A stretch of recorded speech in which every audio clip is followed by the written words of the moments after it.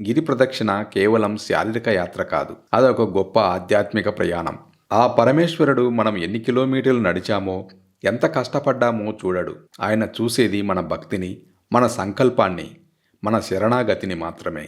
అరుణగిరి చుట్టూ వేసే ప్రతి అడుగు జన్మజన్మల పాపాలను హరిస్తుందని భక్తుల ప్రగాఢ నమ్మకం. మొదటి అడుగుతో ముల్లోకాలు చుట్టిన పుణ్యం, రెండో అడుగుతో పవిత్ర నదుల్లో స్నానం చేసిన ఫలం, మూడో అడుగుతో అశ్వమేధ యాగం చేసిన పుణ్యం వస్తుందని పెద్దలు చెబుతారు. ఈ ఫలం అహంకారంతో నేను ఎలాగైనా నడిచేస్తాను, నా శరీరం నాకు సహకరిస్తుంది అనే పట్టుదలతో చేసేవారికి కాదు. అరుణాచల శివ, నా శరీరం ఎంత సహకరిస్తే అంత, నా శక్తి మేరకు నీ చుట్టూ తిరుగుతున్నాను, నన్ను కరుణించు అని పూర్తి శరణాగతితో అడుగు ముందుకేసేవారికి దక్కుతుంది. ఈ శరణాగతికి సంబంధించి మన పురాణాల్లో ఎన్నో ఉదాహరణలు ఉన్నాయి. శబరి తన శక్తి కొద్దీ శ్రీరాముడికి పండ్లను అందించింది. ఉడుత తన శక్తి మేరకు రామసేతు నిర్మాణంలో సహాయపడింది.